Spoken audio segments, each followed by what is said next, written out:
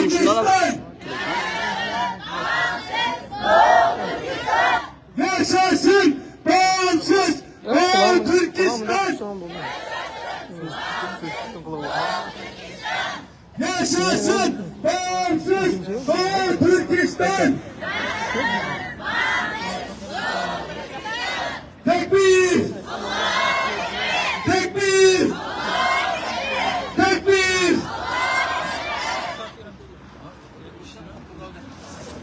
Dişe diş, kana kan, intikam, intikam.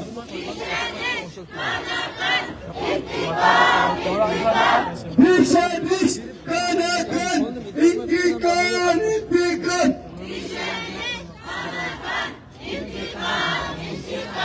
Dişe diş, kana kan, intikam, Sen mi intikam. tutturandım şundan?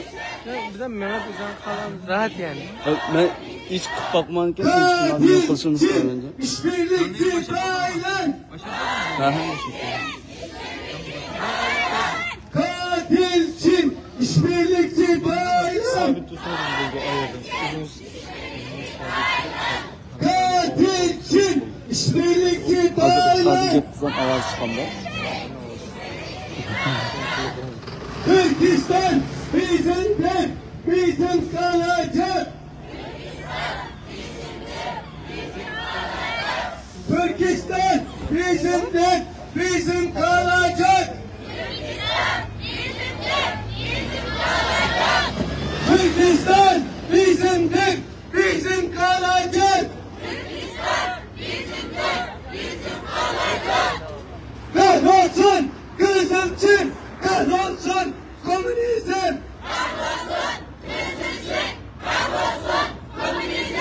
Kahrolsun kızım Çin, kahrolsun komünizm.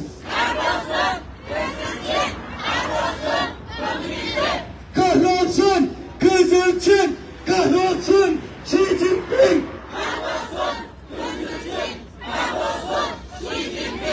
Kılıçallah kopsa arkadaşlar. Kahrolsun kızım Çin, kahrolsun Xi Jinping.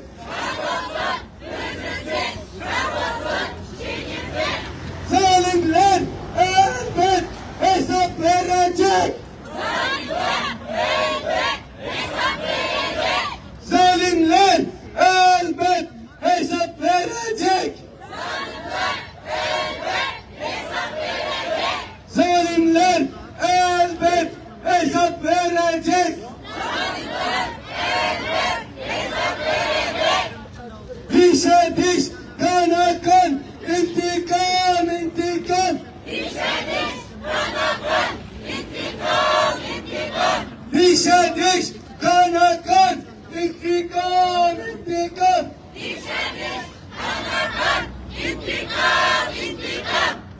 Katil Çin, işbirlikçi Taylan.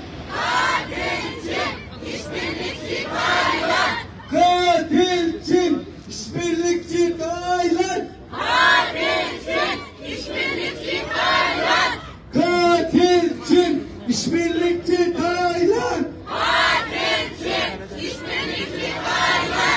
Müslüman uyuma, kardeşine sahip çık. Müslüman uyuma, kardeşine sahip çık. Türkiye uyuma, kardeşine sahip çık.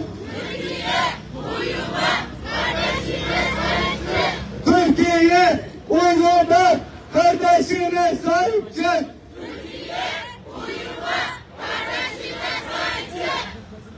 Yaşasın bağımsız Doğu Türkistan.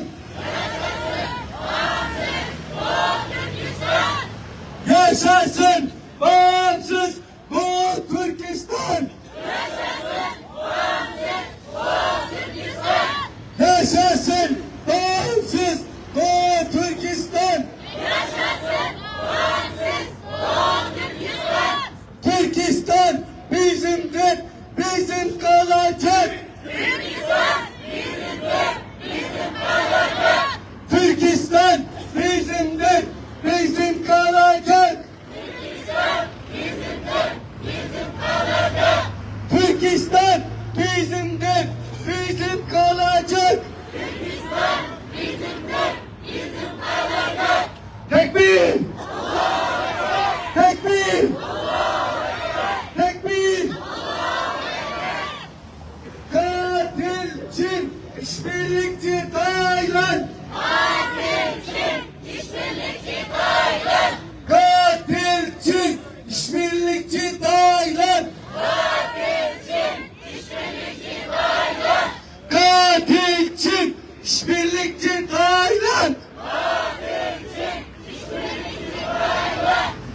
Dişe diş, kana kan, intikam, intikam.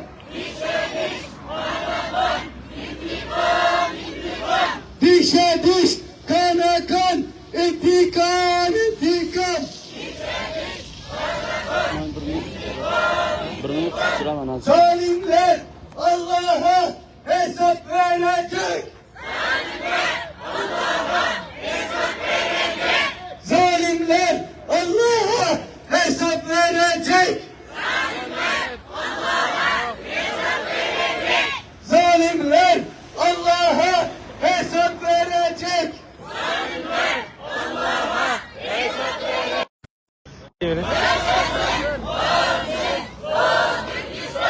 Yaşasın bağımsız Doğu Türkistan. Yaşasın bağımsız Doğu Türkistan. Kaşgar'a selam, direnişe devam. Kaşgar'a selam, direnişe devam. Türkistan'a selam, direnişe devam.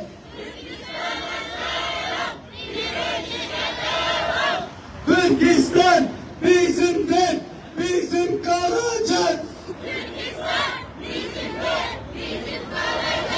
Türkistan bizimdir, bizim kalacak.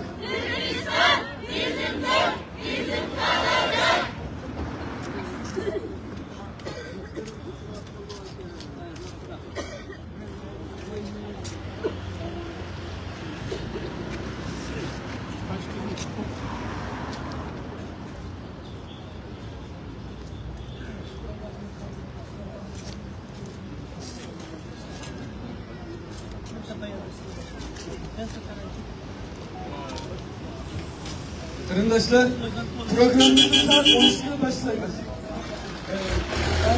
Basın akbaratını başlayacağız. Buna yayıncılık biraz canlı tutsak, kamuoyu vermediğimizi ifade kılsak, bütün dünyaya köse kılacaklarımızı. Bugün başka bir canlı tutsak bayraklarımızı yapıldık havada. Yaşasın bağımsız Doğu Türkistan! Yaşasın bağımsız Doğu Türkistan! Canım! Yaşasın bağımsız Doğu Türkistan! Dişe diş, kana kan, intikam, intikam! Dişe diş, kana kan, intikam, intikam! Dişe diş, kana kan, intikam, intikam!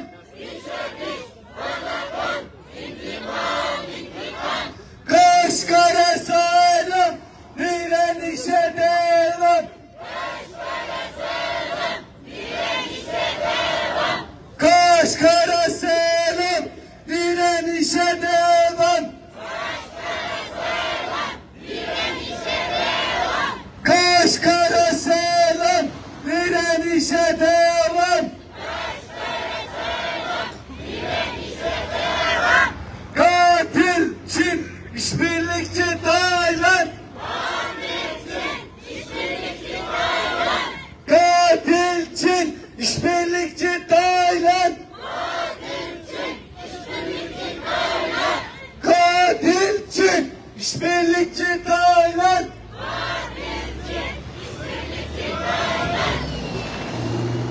Kahrolsun Kızıl Çin, kahrolsun komünizm.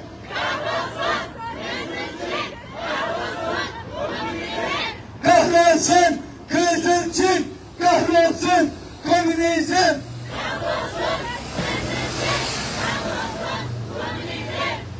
Kahrolsun Kızıl Çin, kahrolsun Xi Jinping.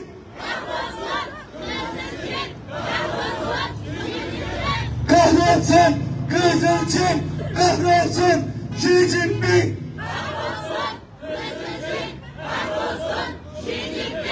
Zalimler elbet hesap verecek. Zalimler elbet hesap verecek.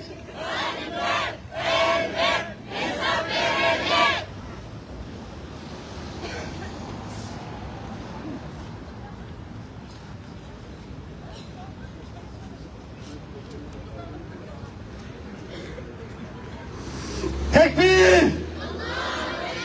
Tekbir! Tekbir! Yaşasın bağımsız Doğu Türkistan!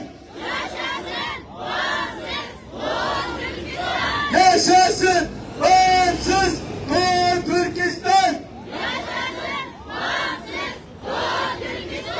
Yaşasın bağımsız Doğu Türkistan!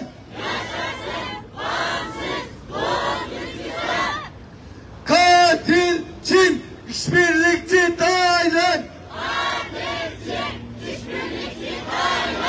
Katil Çin, işbirlikçi Tayland! Katil Çin, işbirlikçi Tayland!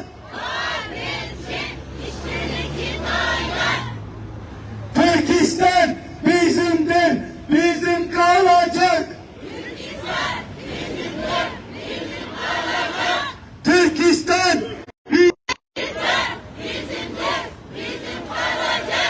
İşgalci Kızılçin Türkistan'dan defol! İşgalci Kızılçin Türkistan'dan defol!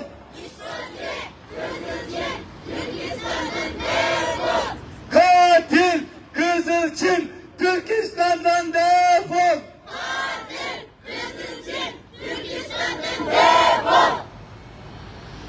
Yaşasın bağımsız Doğu Türkistan! Yaşasın bağımsız Doğu Türkistan!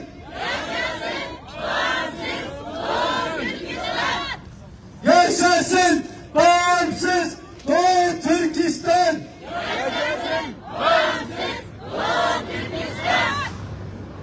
Dişe diş, kana kan, intikam, intikam!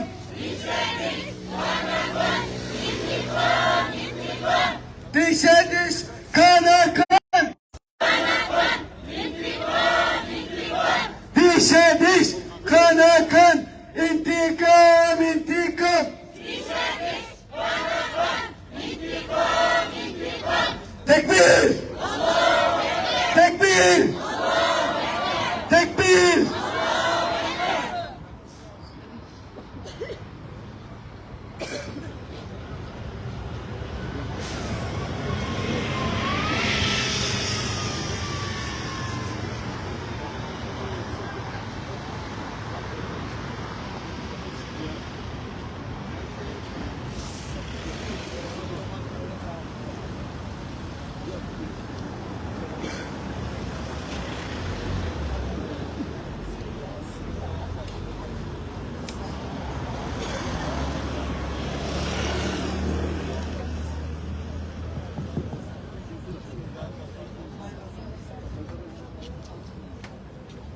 Yaşasın bağımsız Doğu Türkistan!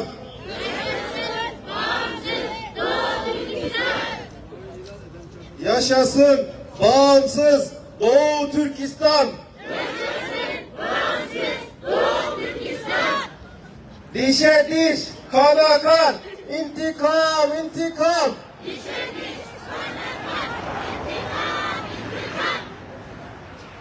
Türkistan bizimdir, bizim kalacak.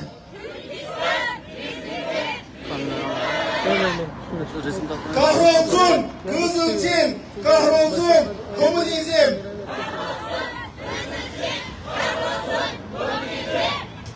Kahrolsun Kızılçin, kahrolsun Xi Jinping.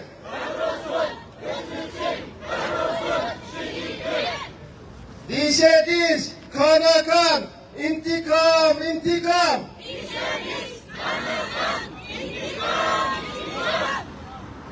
Kaşgar'a selam, direnişe devam.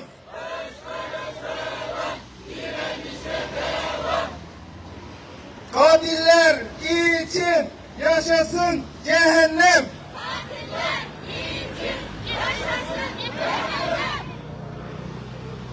Tekbir! Tekbir! Tekbir! Dişe diş, kana kan, intikam, intikam.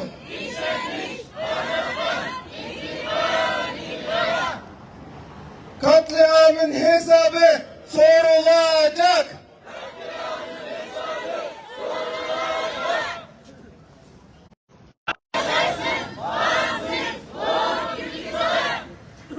Müslüman uyuma, kardeşine sahip çık.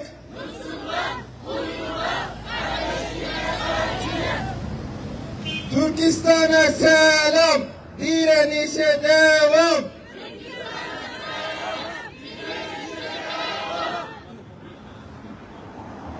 Yaşasın bağımsız Doğu Türkistan.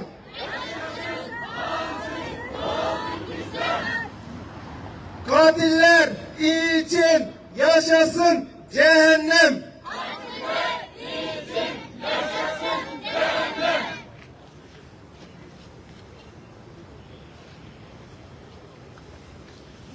Katliamın hesabı sorulacak.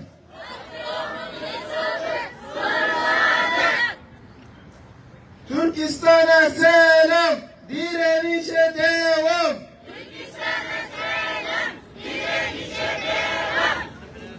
İnsanlık susma, Türkistan'a sahip çık. İnsanlık susma, Türkistan'a sahip çık.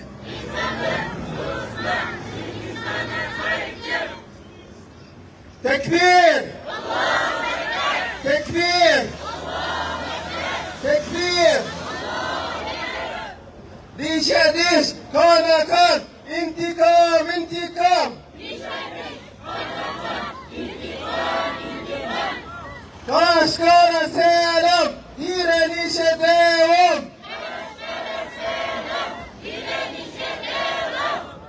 Türkistan'ı yakanlar cehennemde yansın.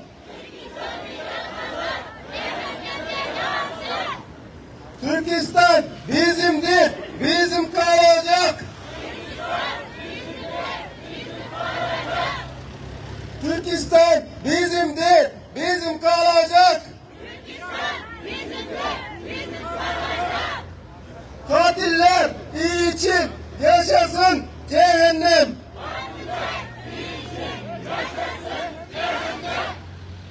İşgalci Kızılçin Türkistan'dan defol.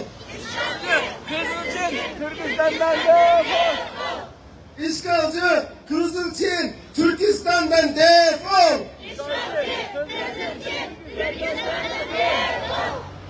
Dişe diş, kana kan, intikam, intikam.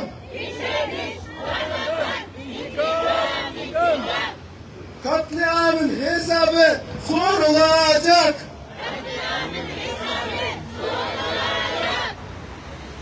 Yaşasın bağımsız Doğu Türkistan.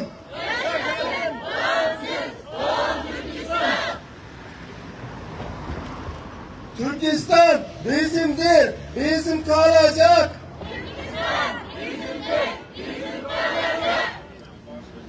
Türkistan'a selam, direnişe devam.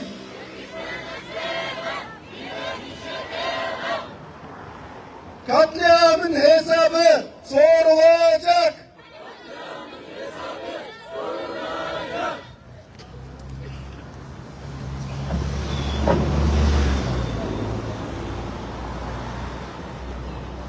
Dişe diş, kana kan, intikam, intikam.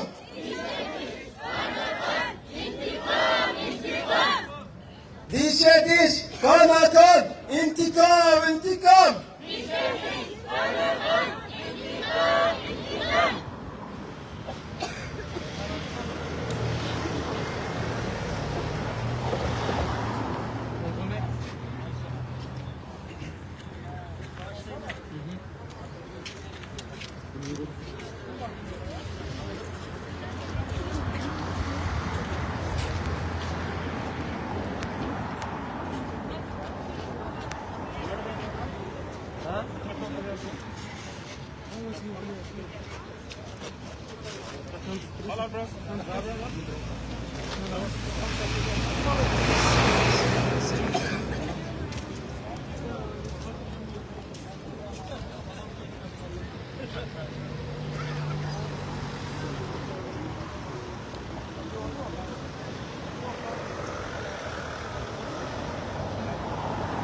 Değerli basın mensupları,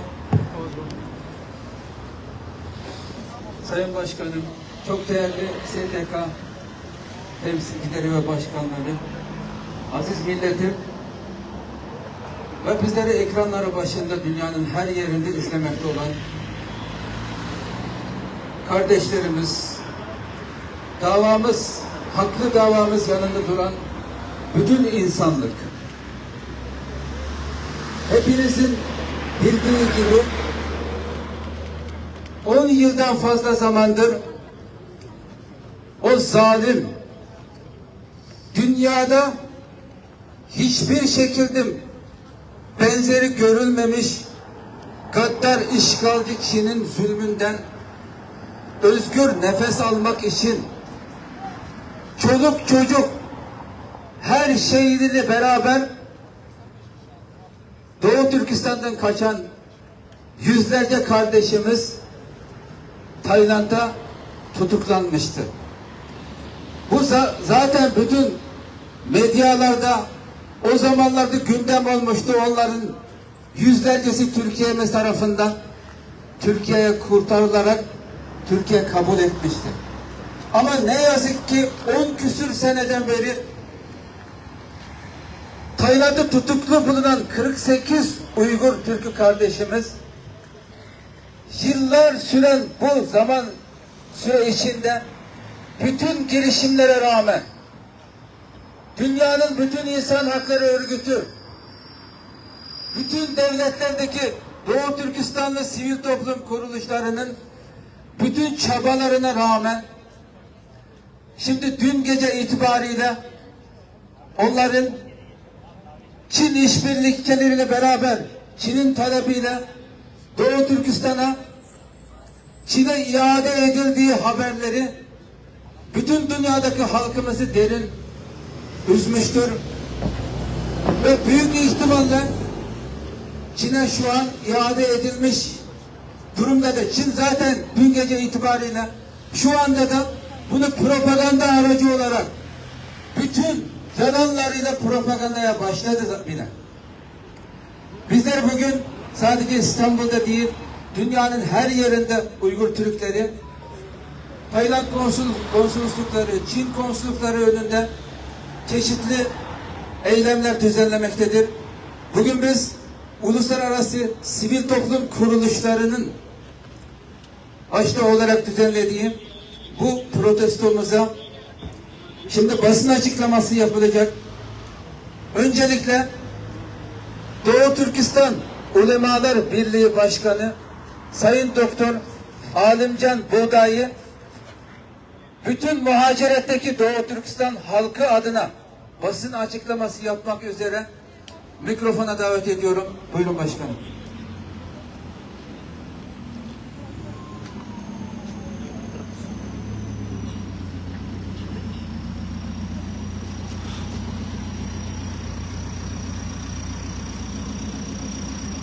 Bismillahirrahmanirrahim. Esselamu aleyküm ve rahmetullahi ve berekatuhu. Çok değerli basın mensupları, bizi ekrandan gören, duyan ve bütün insanlık.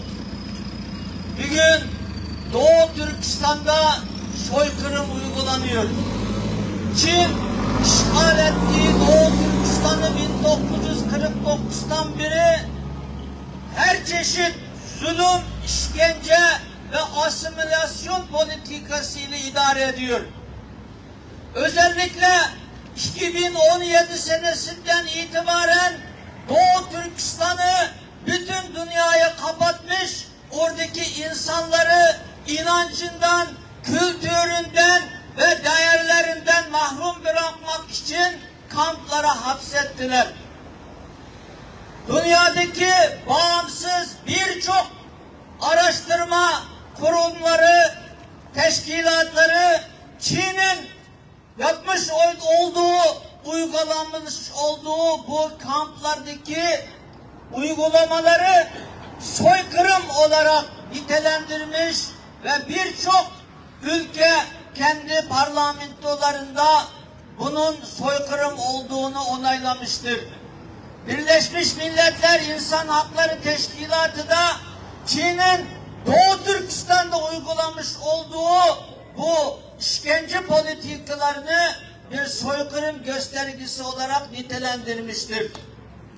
Çin bugün dünyanın, modern dünyanın gözü önünde Doğu Türkistan'daki 35 milyon insanı yok etmek için adeta dünyayla alay ediyor.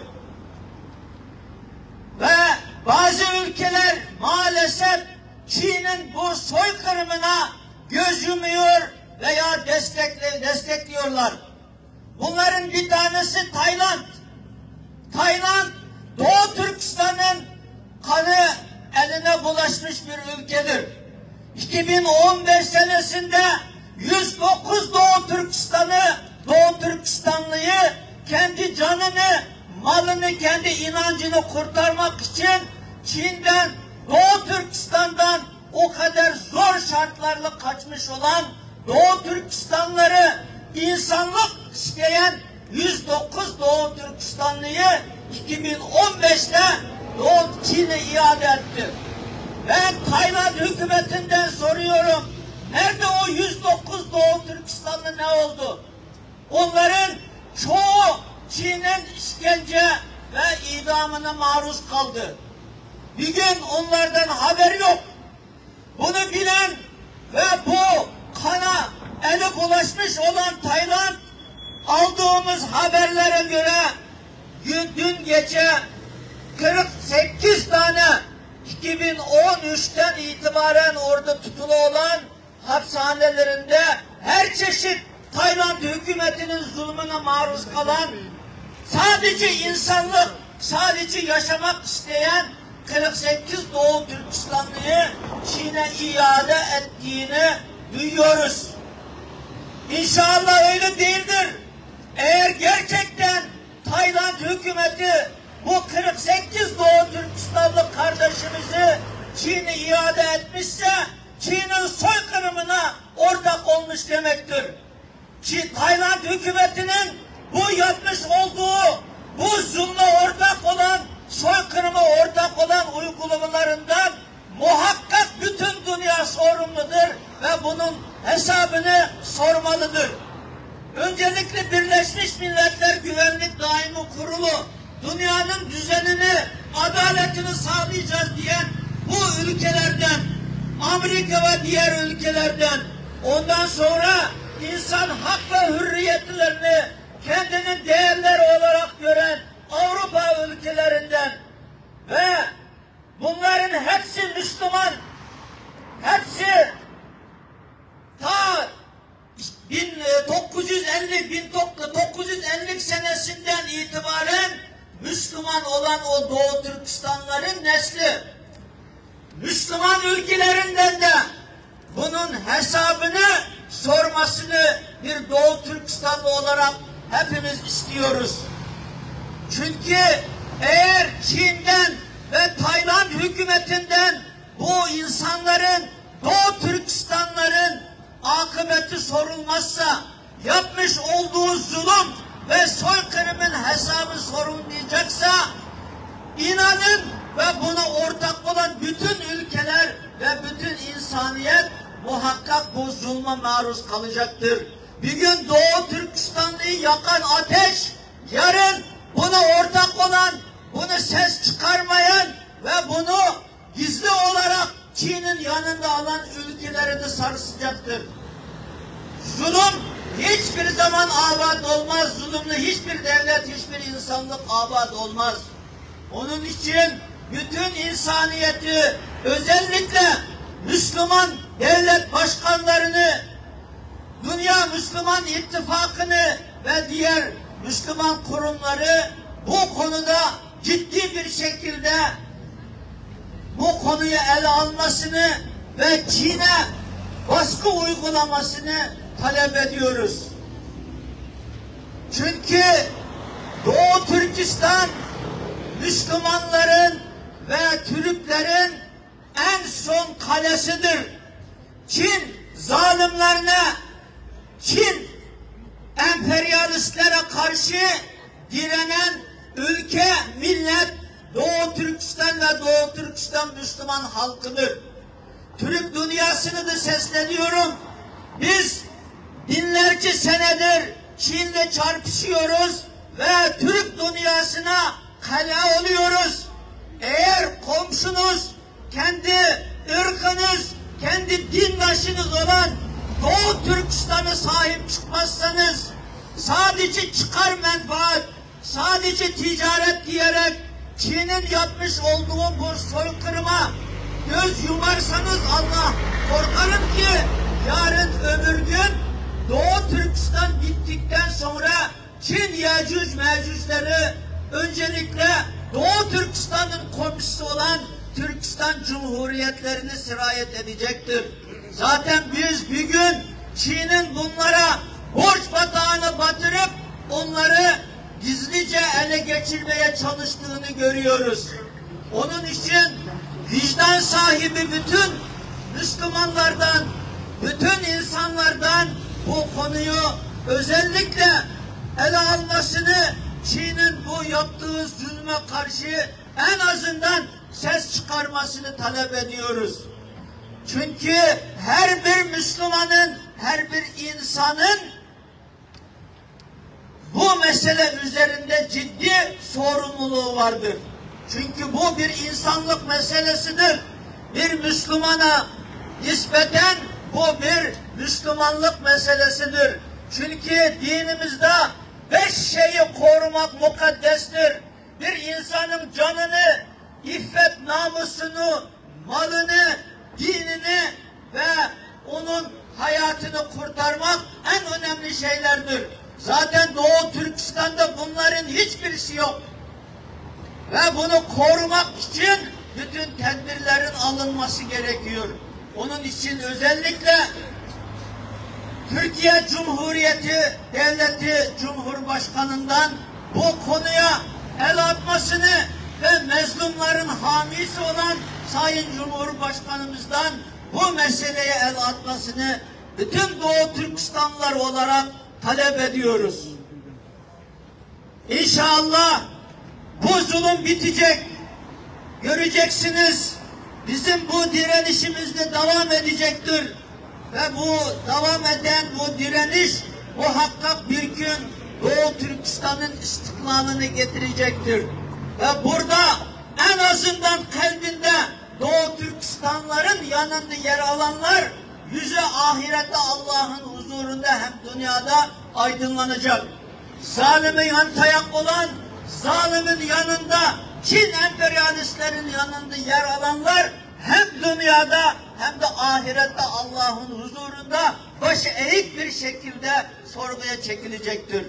Cenab-ı Allah bütün insaniyete, insanlığa ve bütün Müslümanlara zalime karşı mezlumluğun yanında duran, zalime karşı sen zalimsen diye zalimliğine haykıran insanlarlar olmasından Cenab-ı Allah'tan niyaz ediyorum.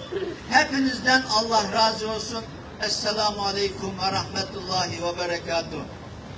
Aziz ve muhterem kırındaşlar, dünyanın her kaysi caylarında Şarkı Türkistan vetinimiz ve Şarkı Türkistan'daki halkımızın hürlük istiklali için mücadele kılan, hareket kılan dünya dünyanın her kaysi joydaki aziz kırındaşlar. Bu Tayland hükümetinin, katil hükümetinin bizden 48 kırındaşlarımızını Xitayga qaytırıvatqanlıqıdan tamam elbette ökünümüz, elbette bizninki küçümüzden yetmegenliki her ne kadar dua kıldık, nurgun namayişlerini kıldık, nurgun devlet ve içtimai teşkilatlara her türlü pisim kılış arkalık bu kırındaşlarımızın kurtuluşu için her türlü hareketlerini kıldık. Ama gördük ki maalesef nurgun insanların, nurgun devletlerinin özünün çıkar menfaati, özününki köz aldığındaki menfaati galip geldi. Maalesef Tayland hükümetine ismi kışlık kemmidir. Ama biz bu mücadelemizden asla vazgeçmeyimiz. Çünkü biz bunu takatlan birkaç kırıncışımızdan ya onun emes Şarkı Türkistan devletimizni, vatanimizni, halkimizni kutkuzganlığı kadar bu kök bayrağımız Şarkı Türkistan'da cevlan kılganlığı kadar bu hizmetke, bu mücadeleye devam kılımız dep ehdi bilip şundak çıktık. Cenab-ı Allah Kur'an-ı Kerim'de ve la tehinu ve la tahzenu ve entumul e'lavne in kuntum sadikin. Herkes boş kalmanla, herkes özenli koyvatmanla, herkes rengi patmanla, eğer seni davayınlarda sadık kişiler bolsanlar, çokum kalbi kılan, üstüge çıkıdığan boğan kişiler, ali kişiler, kalbi kılan kişiler, eşit kişiler silip olursular deyip Cenab-ı Allah bizlerge vaadi vergen. Bu Allah'ın vaadi, bu hakka bir gün eminiyle şimdi bunun imanı yetişimiz ve bu iman asası da mücadelemizde devam kılışımız lazım. Bizden ki dişimizde kegen bu külfet bulan emes. Bunun altında 2017'den beri kilvattan külfetli köravatımız. Xitay her türlü kili neyranları arkalık bizimle boşak yetişke, bizden aramızda nifak, ittifaklık sokaş için her türlü kili neyranlarını işlevetili. Onunla her yüz aldanıp gitmeyli özümüzünki sadık bu mücadelemizde sadık olaylı ve bununla devam kılaylı.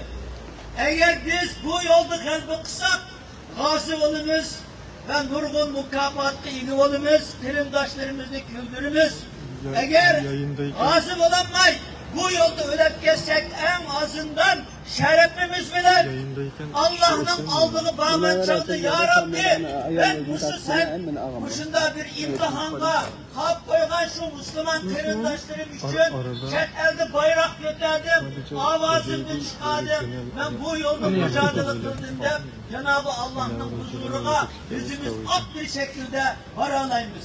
Onun için herkes bu, bugün ki bu katil Tayland hükümetinin 48 kırındışımızı Xitayga qaytırıvatqanlıqdan ibaret bu cinayetini biz bununla karab durup bunundan herkes ümitsizleşmeyli. Biz bu mücadelemizge devam kıllı. İnşallah bu mücadelemiz devam müddetçe Cenab-ı Allah bir gün bunun meyvesini ya ki bizge ya ki bizimki evlatlarımıza Allah nisip kılıdı. Herkes etrafımızda bolap ötken bazı işler, bunların hepsi imtihan. Bazen özümüzün işçide imtihan bolumuz. Özümüzün işçideki bazı patparakçılık, bazı ahvallarımız bizge nispeten özümüzü yakşı tavlaş, Polat kandak uğan sırı tavlanğandek, hakiki dava ilgileri her xil muşunda musibetlerde tavlanıp çıkıdı. Her güz meselini a kişi yakı hukuku teşkilat üstünde emez, bu davanı Allah rızası için Allah bana muşunda bir imtihan, imkaniyet belgelik içinde bu davama devam kılaylı, bu davayımızda sadık olaylı. Cenab-ı Allah hemimizni bu davada sadık olan, vadisine vapa kılan, hakiki, salih, muttaki insanlardan kılsın. Cenab-ı Allah Şarkı Türkistan'ın müstakillikini bizlerinki kolumuz bilen emin ilişki Cenab-ı Allah bizlerini vesile kıtversin. hem beylenden Allah razı olsun. Ankara'daki kırındaşlarımız mı Tayland konsolundan aldı da bizge okşaş bir yerde namayiş kılvatıdı. Dünyanın her kaçı cayırlarda Şarkı Türkistanlı kırındaşlarımız bu davaga bir kişilik hessini koşup davada devam kılvatıdı. Hem beylenden Allah razı olsun. Esselamu Aleyküm ve Rahmetullahi ve Berekatuhu. Tekbir! Tekbir! Tekbir! Dişe diş, kana kan, intikam, intikam!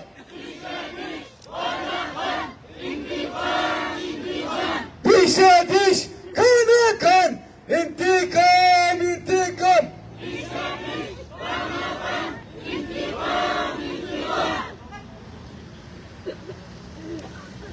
Sayın Başkanımızın konuşmalarından dolayı teşekkür ediyoruz. Evet kardeşlerim, büyük lider Aliya İzzet Begoviç'in şu sözleri tekrar hatırlamamıza değecektir. Gün gelecek, bizim çektiklerimiz, Doğu Türkistan halkının çektikleri bütün acılar, onlar değil, bizim kardeş bildiklerimiz, Müslüman dediklerimiz, benim kardeşim dediklerimizin suskunluğu olacaktır. Hep bu hatırlanacak.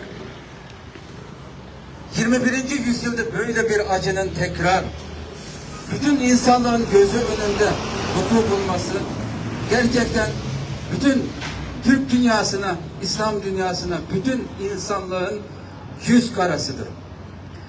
Şimdi Uluslararası STK'lar Birliği Genel Sekreteri Abdülreşit Emin Hacı'yı konuşma yapmak üzere mikrofona davet ediyorum. Buyurun.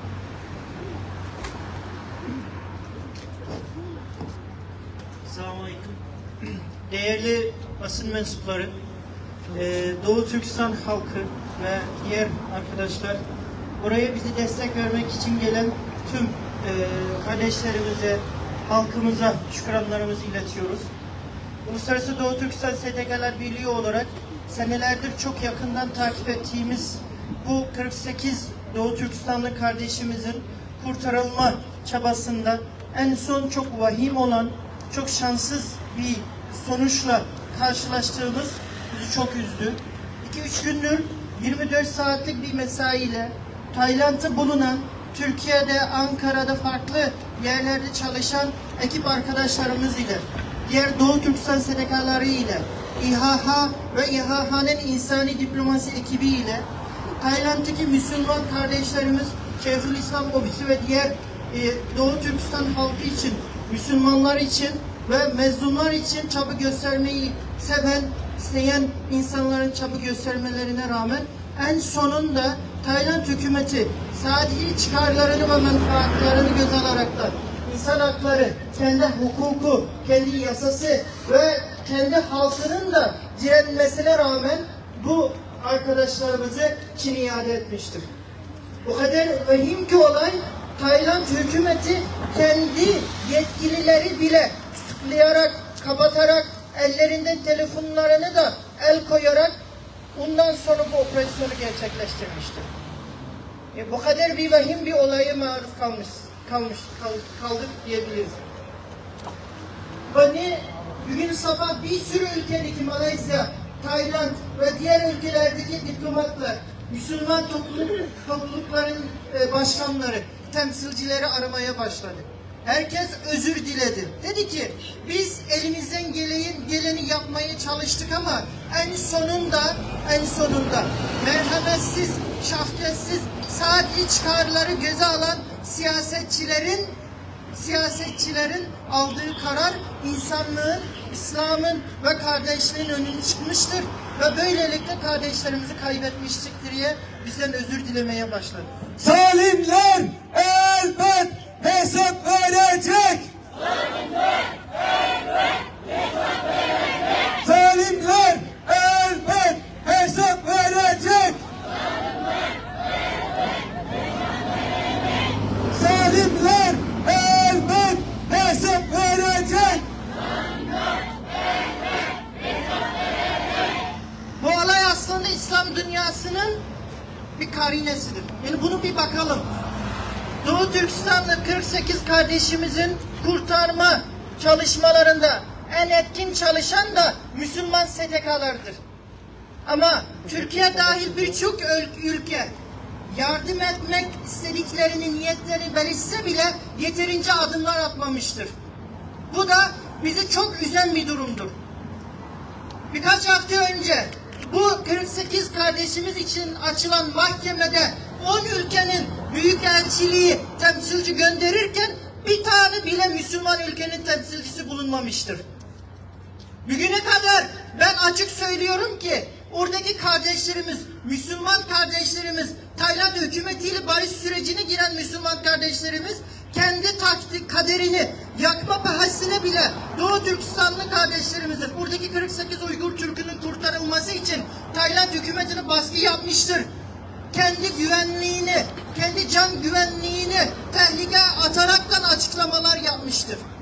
Ama en sonunda elbet bizi insanlığın hala ölmediğini, İslam kardeşliğinin hala ölmediğini, Türk kardeşliğinin hala ölmediğini bize hep hatırlatan, inandıran bir sürü kardeşlerimiz, arkadaşlarımız, sivil toplum temsilcileri, ekipler, dini alimler olmasına rağmen dediğim gibi en sonunda bu kardeşlerimiz siyasi çıkarların kurbanı olmuştur. Çin diyor ki biz bu 48 insanı getirdik aileleriyle görüşsün diye. Biz bunları ailelerine kavuşturduk diyor. Doğu Türkistan'da günümüzde bir insanın hapiste olması, toplama kampta olması ya da ailede olması arasında bir fark mı kaldı? Herhangi bir yerde aynı zulme, aynı mezalime, aynı baskıya, her şeye uğramakta hiçbir sakıncası ya da bir engeli olmayan bir toplum olarak Doğu Türkistan'da bırakılsa ne yazar, tutuklansa ne yazar. Ama Tayland hükümeti bunu bilsin ki bu yaptığı bu iş, bu eylem, bu yaptığı bu suç İslam ve Türk düşmanlığıdır. Tayland hükümetinin acımasızlıkça aldığı bu karar ve bu kararın önünde engel olabilecek siyasi gücü sahip olan ülkelerin bir adım bile atmaması bizi derinden üzmüştür. Uluslararası Doğu Türkistan STK'lar Birliği olarak senelerdir devam ettirdiğimiz insani diplomasi, sivil diplomasi çalışmalarımızın akabinde ne yazık ki böyle bir sonucu karşılaştığımız için üzülmekle beraber bundan sonra iade edilen kardeşlerimizin tek tek adı, yaşı, her bilgilerimizde olduğu için bunların tek tek hesabını alacağız. Tayland hükümetinden, Çin'den bunların hesabını alacağız. Katliamın hesabı sorulacak. Katliamın hesabı sorulacak. Katliamın hesabı sorulacak.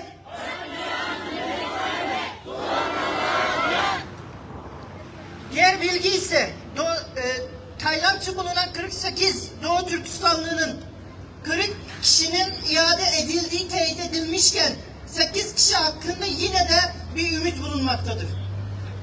En son bir ümit kesilene kadar, o işi sönene kadar Doğu Türkistan, Uluslararası Doğu Türkistan STK'lar Birliği olarak yerel ve uluslararası partnerlerimizle çalışacağız ve bu 8 kişinin bile kurtulabilirse kurtarmak için tüm çabalarımızı göstereceğiz. Ve bu minvalde Doğu Türkistan halkımızı hep bizim yanımızda durmaya, bizi güvenmeye ve bu süreçte de Tayland hükümetine Çin'e karşı tepkilerini göstermeye, devam etmeye çağırıyoruz.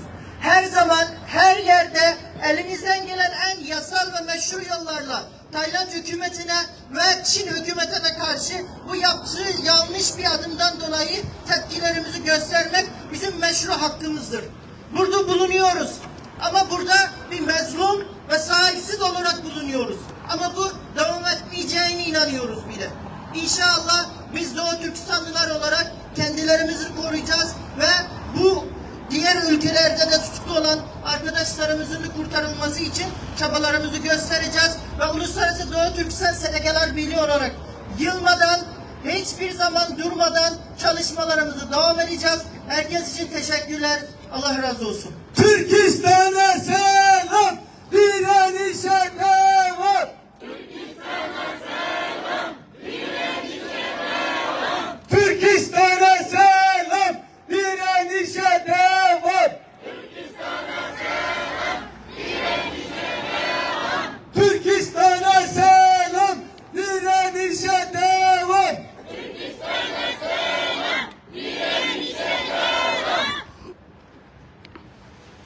Sayın Abdülreşit Emin Hacı'ya teşekkür ediyoruz. Gerçekten arkadaşlar, bir devlet dediğin onuru olacak, haysiyeti olacak. Gerçekten konuşmasında da kaç defa söyledim. Bakın son 2 haftadır bütün girişimler, görüşmedik, Tayland'da olsun, Türkiye'de olsun, hatta konsolosluk içinde Uluslararası STK'lar Birliği'nin başkanına onların Dışişleri Bakanlığı sözlerini okudular bunlar. Asla böyle bir şey 48 Uygur'un Çin'e iade edilmesi gündemimizde yoktur. Siz rahat olun. Tayland'daki bütün girişimler, o verilen sözler, bütün sözlere rağmen haysiyetsizce böyle bir kalleşlik yaşanmıştır. Bu asla unutulmayacak. Türkiye'mizin aracılığıyla daha geçen hafta, geçen sene Filistin'de Hamas'ın elinde bulunan onlarca Taylandlılar Türkiye'nin bizzat Cumhurbaşkanı'nın girişimiyle serbest bırakılmıştır. Ama böyle bir iyiliğe karşı böyle bir kelleşlikle cevap verilmiştir. Asla bu suç hiçbir zaman ne Türk dünyası tarafından ne Uygur Türkleri tarafından unutulmayacaktır. Bunun hesabı tek tek alınacaktır. Şimdi konuşma yapmak üzere Doğu Türkistan İnsan Hakları İzleme Derneği'nden Sayın Vildan Kadıoğlu hanımefendiyi mikrofona davet ediyorum.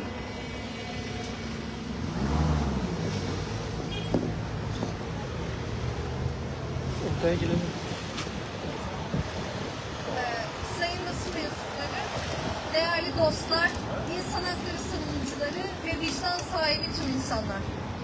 Bugün burada bir insanlık suçuna, bir utanç tablosuna ve vicdanları sarsan bir adaletsizliğe karşı sesimizi yükseltmek için toplandık.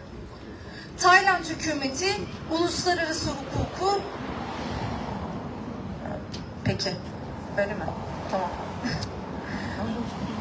Bugün burada bir insanlık suçuna, bir utanç tablosuna ve vicdanları sarsan bir adaletsizliğe karşı sesimizi yükseltmek için toplandık. Tayland hükümeti uluslararası hukuku, insan haklarını ve en temel insani değerleri çiğneyerek ne yazık ki 48 Uygur Türk'ünü Çin'e iade etti. Bu bir iade değil, bu bir ölüm fermanıdır.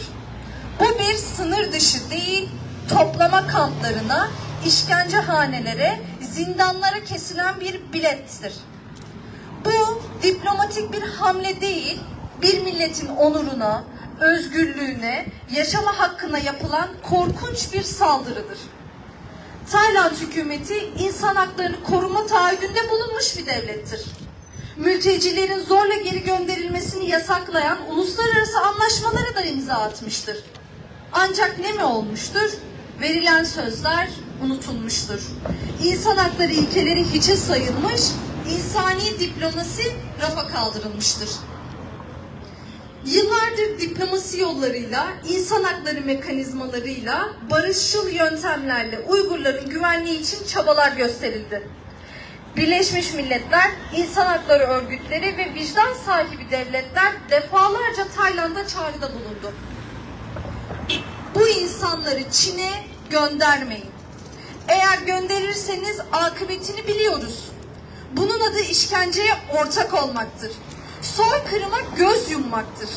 Ancak Tayland hükümeti bütün bu çağrılara kulaklarını tıkamıştır.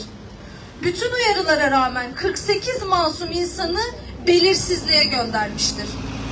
Bu belirsizlik ne yazık ki korkunç bir gerçeği barındırıyor. Daha önce Çin'e iade edilen Uygurların büyük bir kısmının kaybolduğunu, hapsedildiğini, toplama kamplarına gönderildiğini, işkence gördüğünü, hatta öldürüldüklerini biliyoruz.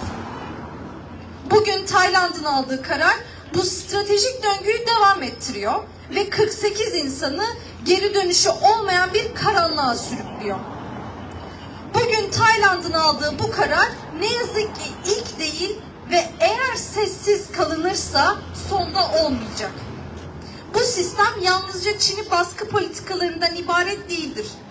Bu küresel ekonominin ucuz iş gücü uğruna insan hayatını görmezden gelen çarpık, korkunç bir düzenin sonucudur. Uygurların fabrikalarda zorla çalıştırdıklarını, baskı altında hayatlarına devam etmeye çalıştırdıklarını, yaşama özgürlüklerinin kısıtlandığını biliyoruz. Peki, bu zorla çalıştırmalarla elde edilen ürünleri kimler satın alıyor? Bu iş gücünden kimler faydalanıyor? Kimler ekonomik çıkarları uğruna bu zulme göz yumuyor? Bazı devletler ve büyük şirketler sırf ekonomik ilişkilerini zedelememek için Çin'in insan hakları ihlallerine karşı gereken tepkiyi göstermiyor. Bunu net bir biçimde görüyoruz. Diplomasi, ticaret anlaşmaları ve stratejik işbirlikleri ne yazık ki insan hayatının önüne konuluyor. Ancak unutulmaması gereken şeyler var. İnsan hakları pazarlık konusu olamaz. Ekonomik çıkarlar bir milletin yok sayılmasını meşrulaştıramaz. Bugün burada yalnızca Tayland'ın kararını protesto etmek için değil, küresel vicdana bir çağrı yapmak için de toplandık. Buradan uluslararası topluma, insan hakları örgütlerine ve vicdan sahibi devletlere sesleniyoruz.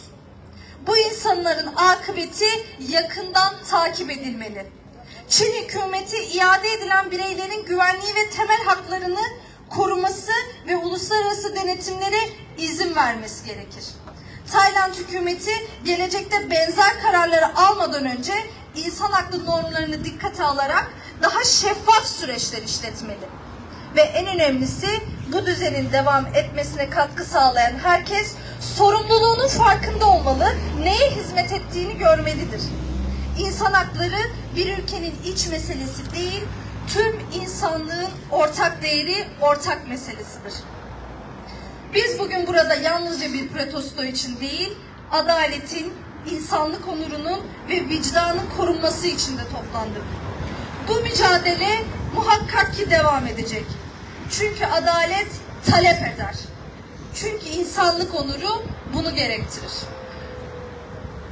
Bu sürecin hayırlara vesile olmasını ve adil bir biçimde sonlanmasını ve sürecin devamının peşinde olduğumuzu belirtmek isterim. Teşekkür ederim.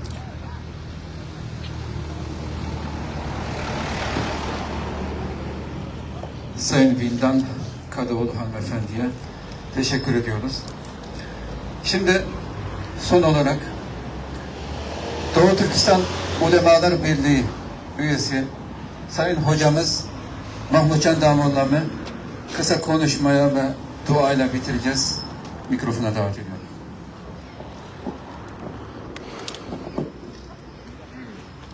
Esselamu Aleyküm ve Rahmetullahi ve Berekatuhu. Bu Tayland'daki kardeşlerimizle Xitayga tapşırıp belgelik musibeti hemimizin kalbini yaraladı. Dünyanın her kaysi yerlerdeki Şarkı Türkistanlıkların hemmesi üzüldük. Lekin bu üzülüş yukarıda reisimizin ta'kidlep ötdi. Bizni bundan keyin uyimizde o'ltirishga sebep olsa, yoki bizningki g'oyamizni unutishga sebep bo'lsa, yoki o'zimizning naqadar ojizkanmiz deb dushmanga qarshi turishni unutiltirishga sebep bo'lsa, biz mayli insoniy tarafdan, mayli diniy tarafdan og'ir bir xatolikqa ko'ngan bo'lamiz qarindoshlar. Biz ota-bobolarimiz agar bir qatımlıq məğlubiyyət, ya bir neçə qatımlıq məğlubiyyət, muşundaq musibətlərdən keyin biz acizkenmiz. Düşməngi tənkilenmedik degan yerga kelib, bu düşmənga qarshi turishning foydasi yo'qkan deya yerga kelgan bo'lsa, balkim 33'deki kurulgan cumhuriyetimiz yıkılgandan keyin 44'te cumhuriyet olmaydı. Biz mağlup olduk. 33'te mağlup olduk. Hazır yan cumhuriyet kurup ne faydalanmaz? Hep bunlar çoğu ise bu mücadeleni, bu güreşini taşlagan bulattı. 44'te yana bizim adı bulundurumuz cumhuriyet kurdu. Lakin keyin çoğu bu cumhuriyet yanı yıkıldı. 49'da Xitay komünistleri vatanımızda aldı, bastı. Eğer bu şundak güçlük, 1 milyarddan çok nüfusu var, bir devlet bizni besip aldı, bizning nüfusumuz mu azken, güçümüz mu azken, kollaydıgan devletler yokken bizni deb, bizning vatanimizdeki ustazlarımız, mücahitlerimiz, kırımdaşlarımız ümitsizlengen bolsa, biz belki mevet doğan evlat Şarkı Türkistan deydiğen bir zımının ağırlığını bilmegen bıraktık. Bu asasda çoğunmaydık. Lakin aşında besim astı turup mu? Yani halkımızdan nurgun insanlar özünün aslında bir müstakil devlet ilgisi ikenligini unutmay.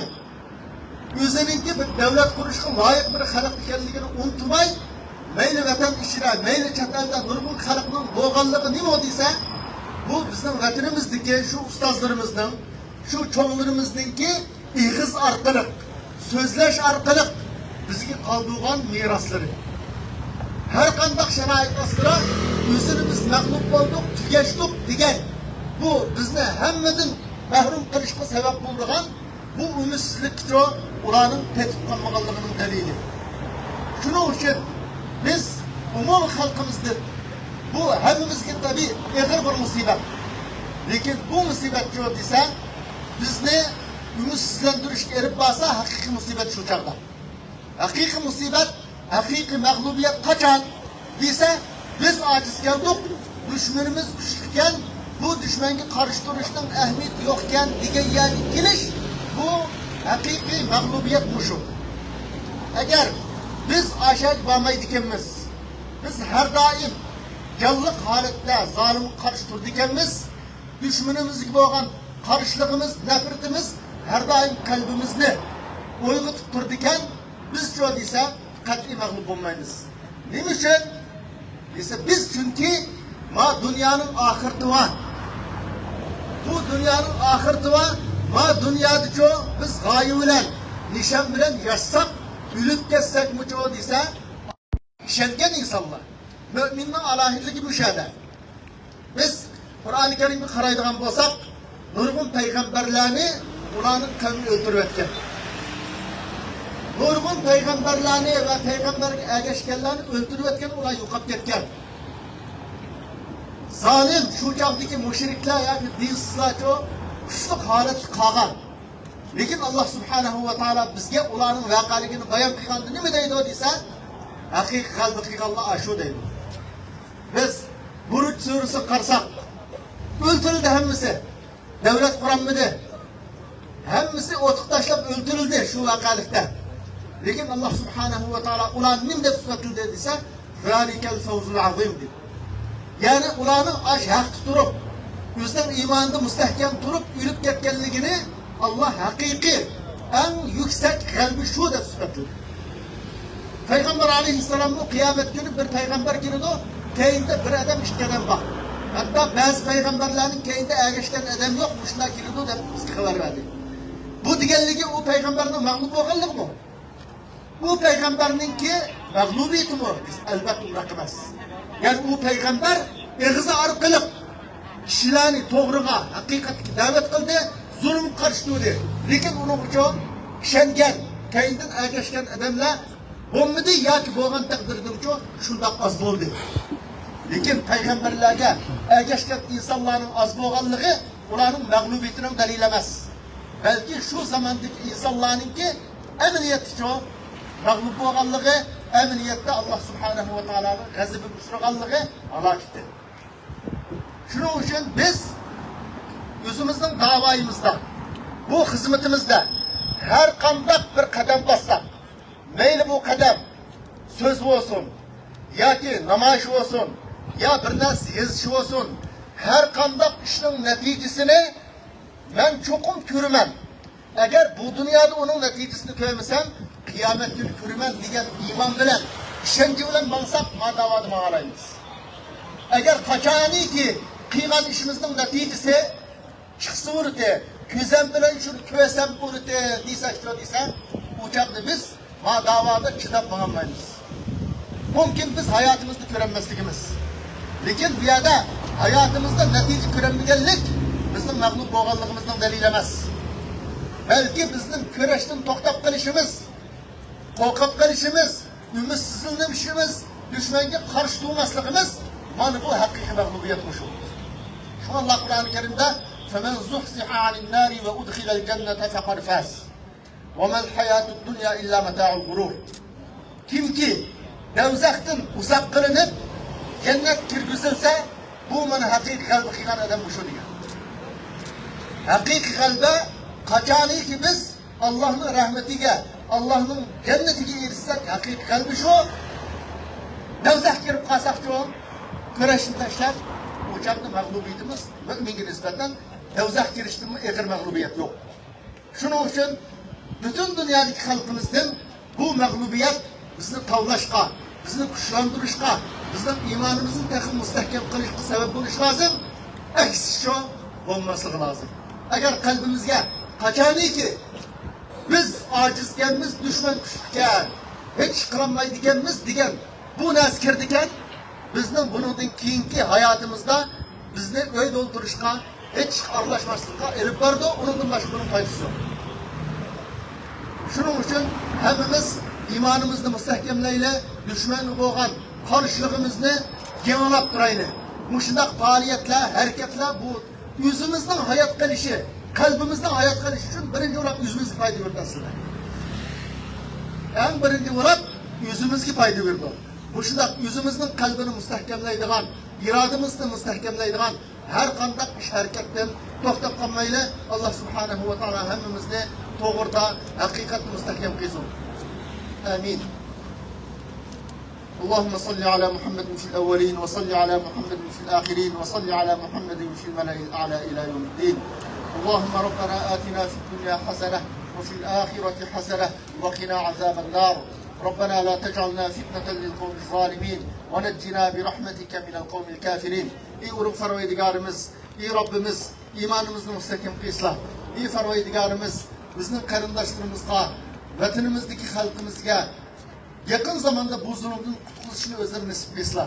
İyi farvaydigarımız şu vatanımız kaydırılgan, şu karındaşlarımızdaki imanını müstehkem kılsın. Ulanı imanından ayrılıp bu dünyanın kitişini saklap kalsın. İyi farvaydigarımız bizim imanını kovdaş için, bizim medeniyetini kovdaş için, yüzünün bir musulmanlığını, uygurluğunu kovdaşını hicret kıygattı. Ulanın hicretini kabul kılsın. Ulanın muhacirlarının katarı diyasılar. Bir farvaydigarımız bu karındaşlarımızı öz ferahlığını satılsa. Bu zarımda herkesi kaçtı. Bu zarımda Müslümanları, uşakmalları örtedi. Kur'an-ı Kerim'de köydüydü. İnsaniyet tarihini körülüp bakmadan kurumlu Şerq Türkistan halkı karavatlı farvaydigarımız. Seni bu zulümü bizden yakşı burular. Özleri Kur'an-ı Kerim'de bizi haber böyle. Zalimlara özleri katli mühlet vermeydiğanlıkları, zalimlerin halak kıldığı doğruluk bizi vədi farvaydigarımız. Bu vədilerini biz yürüyüşte halayımız. Bu vədilerinin emini halayımız. İsteyimiz farvaydigarımız. Bir farvaydigarımız bizim kalbimizdeki düşmanın korkuş, ya ki ümitsizlikten ibaret bu kesellikini kalbimizden çıkarmasılar. Bizim düşman gibi olan karşılığımızı tekrar müstehkem kılsınlar. Bizim düşman gibi olan nefretimizi her daim imkanlı saklaşma özleri yardım eden kılsınlar. Bir farvaydigarımız bizim evlatlarımızı özünün vatanını tunuyduğun, özünün vatanının azatlığı için hareket kıldığın irade olan çoğuluşu nasip kılsınlar. Bir farvaydigarımız bütün dünyadaki Müslümanları bizge ve bizge okşas zulüm kılınan karındaşlarına yardım kılışına uğrar güç kuvvetine takılsınlar. Bizge farvaydigarımız bu zalimin üstünün kalbi kılışına takılsınlar. Bir farvaydigarımız kalbimizdeki nifak olsun, kibir olsun, riya olsun, birisi birimizin düşman tutuşu olsun, her xil kalbiy kasalliklardan bizning qalbimizni poklaslar. Ey Parvardigarimiz, bizni ve bizning avlodlarimizni vatanimiz Sharq Turkistonga qaytishga nasib qilsizlar. Vatanimizni ozod qilishga nasib qilsizlar, kuch-quvvat ato qilsizlar. Bu yo'ldan suslab qolishdan bizni saqlasizlar. Ey Parvardigarimiz, hammamizni o'zlarining rahmati bilan muomala qilsizlar. Ey Parvardigarimiz, biz hammamiz o'zlarining roziligini istaymiz. Razılıklarını talep qilamiz. Ey Parvardigarimiz, bizni g'azab qilganlarning qatoridan qilmaslar. O'zlari rozi bo'lgan bandalarning qatoridan qilsizlar. Bizni payg'ambarlarning izidan, solih bandalarning izidan, mujohidlarning izidan manishga nasib qilsizlar. Va sallallohu ala sayyidina Muhammad va ala alihi va ashabihi ajma'in. Assalomu alaykum va rahmatullohi va barakatuh.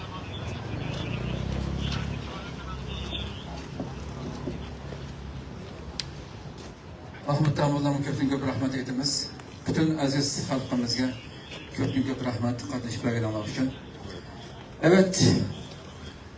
Ey soysuz kin. Asla unutma ki ne yapsan yap. Seninle olan savaşımızı, mücadelemizi zerre kadar kıramayacaksın. Er ya da geç mutlaka galip olan biz olacağız. Bu tarih böyle yazılacaktır.